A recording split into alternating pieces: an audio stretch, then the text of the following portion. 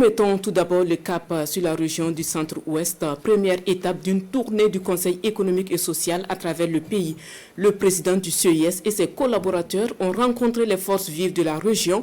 Des échanges ont porté sur la vie de l'institution, mais aussi sur les préoccupations majeures des populations du Centre-Ouest. Le point avec Rasmani Zondi et Maxime Zongo.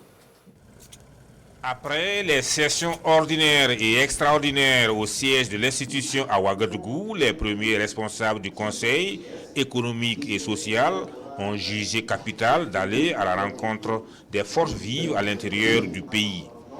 Première étape de cette tournée, Koudougou, chef-lieu de la région du Centre-Ouest.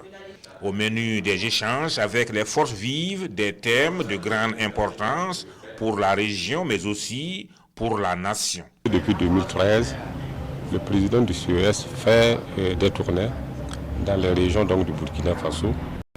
Ces tournées permettent donc à notre institution de manière générale d'aller au contact des forces vives de ces différentes régions-là et d'échanger avec les forces vives d'abord sur notre institution. Et ces rencontres permettent donc à tous d'avoir une idée beaucoup plus précise de ce qu'est le CES, de ce que nous faisons, et aussi d'avoir une idée encore plus précise des résultats de nos travaux. Occasion pour le CES de donner le maximum d'informations sur l'institution, mais aussi une opportunité pour Bonaventure Ouedraogo de s'approprier du contenu des différents projets et programmes. C'est l'occasion pour le CES aussi d'avoir le maximum d'informations sur ces régions-là.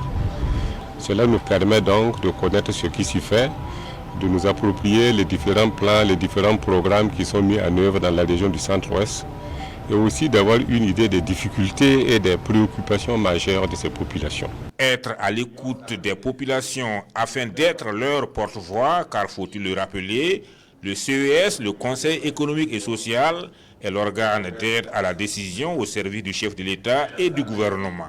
Un organe qui permet d'anticiper sur les changements sociaux.